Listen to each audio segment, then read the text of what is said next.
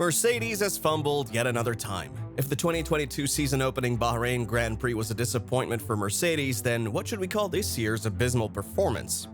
The Mercedes F1 team has been hard at work overhauling their W14 design in preparation for the 2023 racing season, but clearly, all that hard work has amounted to nothing. Following a dismal maiden race at the Bahrain Grand Prix, the team and the fans have already deemed the W14 a failure. Yet, according to recent rumors, the automobile we've seen so far may only be a prototype, and significant changes are on the way. We can only hope Mercedes are right about this, because it would be a tough job to find anyone that likes the W14 at this point. They may have made claims about learning from all their terrible experiences in 2022, but it seems that 2023 has a much more painful awakening to give them. Competing at the top is not a walk in the park, and if the W14 that we saw was their best shot, then it is definitely not good enough. The 8-time Constructor Champions began Formula One's new era last year with their poorest car in a decade. Lewis Hamilton qualified 5th, and he was 0.68 seconds away from a pole position. After all of the testing and engineering they did in 2022, George Russell with a W14 was 0.63 seconds off the pace, which is a mere 0.05 of a second improvement. Last year, Hamilton was fortunate enough to share the podium with 2 Ferraris, but this year, Hamilton finished 5th and Russell 7th, giving the squad its lowest points total in an opening race since 2013. To make already dire matters worse, not only has the distance to Red Bull widened, but Aston Martin and Ferrari have also surpassed Mercedes. During last season, Mercedes was uncompromising, honest, and upfront about their shortcomings, but they refused to be defeated. This is to be expected from such a great team. They fought through all of the physical and mental anguish to win the penultimate race of the season in Brazil. Before the start of the last season, Mercedes trackside engineering director Andrew Shovlin said that they were on the right track, and it was only a matter of time before they caught up to Red Bull. This message was what rang through the squad for pretty much all of 2022, but it has changed dramatically just 3 days into the new season. George Russell stated during the preseason that he believed the W14 would eventually become a race winner, but to the team's disappointment, team principal Toto Wolff has now dismissed that hope. But what exactly is Mercedes doing wrong? What lessons are they refusing to learn? Is it the zero pods idea they stuck with that is causing their woes? In comparison to Red Bull and Ferrari, the visual elements of the Mercedes W14 has received a lot of attention, particularly the low-profile side pods. Despite a difficult year filled with porpoising and bouncing, Mercedes stayed true to their plan and extended it until 2023. They believed it had the ability to put them back in front if they could get the numbers from the wind tunnel onto the track. The side pods are the most distinguishing feature of the W14, but they have been modified for 2023 to be less dramatic. Even at that, the car's visual design is simply one piece of the puzzle. Because of the current regulations where the cars generate the majority of their downforce through ground effect, the floor and underfloor of the cars are essential to determining performance. It's all about the total package. They figured out the porpoising and bouncing, but they're still no closer to figuring out how to get the performance boost they need. The significant theoretical lap time advantages did not occur. At the Bahrain Grand Prix, Mercedes simply lacked enough downforce to compete with their rivals. According to the race data, the Mercedes W14 was strongest just before the most intense braking zones, like the zones at the ends of the straights, but it suffered pretty much everywhere else.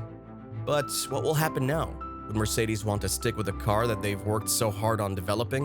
Of course, they must do anything they can to challenge Red Bull, especially in a season like this. Mercedes is now likely to forsake the concept of their present car. It's feasible that they will run a B-spec car later in the season, as Aston Martin did in 2022, but this may be overly ambitious. With the restrictions of the budget ceiling, messing with their present car is unwise, and Wolff has previously stated that they will not create 2 cars at the same time. This must be humbling for a squad of this caliber, but it promises to be a necessary lesson. Wolff believes the team will take uncharted roads, but the path they will most likely have to take is Red Bull's path. It worked for Aston Martin, so why shouldn't it work for Mercedes? Are there any dangers? Of course there are. Last year, Mercedes were confident that they would finish no lower than 3rd in the rankings, such was the gap between them and the midfield. The sad part is that with the arrival of the new and improved Aston Martin, that position has dropped to 4th. Mercedes is unlikely to compete for any titles in 2023, and so the competitive risks for them are minimal. Changing conceptions now, however, might result in a difficult first half of the season, or even possibly the full season depending on if, how, and when a B-spec car arrives, or if they simply just abandon this season and look ahead to 2024. Ferrari, on the other hand, is stranded on the fence. Their car is fairly quick and appears to be capable of challenging Red Bull, at least in qualifying, and possibly at other tracks where rare tire preservation, which is their Achilles heel, is less critical. As we observed during testing, rare instability and a traction weakness is a huge problem for Mercedes. Despite the fact that they made a bold step forward overnight after an average first day of practice, there are still fears that Mercedes might not have the pace to reach the top of the stands this season. Prepare to hear a lot about this when the season continues, because it's going to be an ongoing problem. As Lewis Hamilton pointed out, this weakness would mean they would not only always have a pace deficit in qualifying, but they will also have it when the races actually start. Things were not all that bad for Mercedes, though. The lower downforce rear wing they used in Bahrain was a huge help for George Russell and Lewis Hamilton. It helped to ensure that Mercedes was strong enough on the straights, second only to Ferrari and Red Bull. It may take more than that for Mercedes to turn the tables, but it is a pretty decent start. They're potentially going to need some pretty huge changes to the car concept if they want to unlock the performance milestone that's been eluding them for a long time. No one is quite sure what will happen, but some people believe that Toto Wolff would take the already unique concept of the car and push it a little further. The concept is far from dead, but as it stands, they might invest time and money developing their automobile and yet still be unable to compete with Red Bull in any meaningful way. Mercedes prioritizing 2024 when 2023 has not even begun demonstrates how far they've fallen. But it is a fate that many great teams experience. They are aware that there is no magic spell to make them contenders again, yet they must be able to take risks if they want to climb back to the top. During the previous season, the team experienced a number of quite unfortunate difficulties. It was everything from porpoising to bottoming out, excessive levels of drag, to even abnormal cornering behavior. To overcome these obstacles, the team was interested in building a stable base for their aerodynamics package.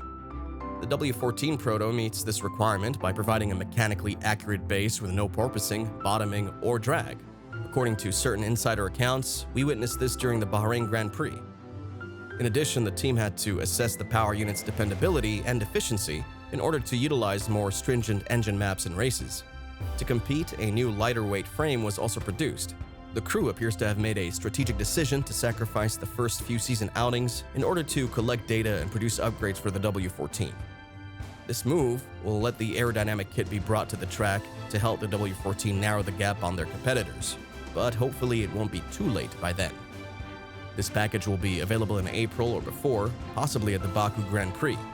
In Bahrain, Mercedes had the fourth fastest car, which is a first for the team that was so used to dominating Formula One from 2014 to 2021.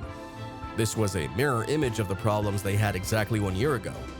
Now seeing Hamilton finish fifth behind Verstappen is a perfect example of how much this team has decayed. The W14 lacks downforce, and it lacks it pretty bad. In this present Formula One era, downforce is equal to performance. There are so many issues with this car that talking about each of them might turn this video into a 5-hour documentary. The W14 is a concept that is inherently problematic, and in my opinion, the best option Mercedes has right now is a complete overhaul.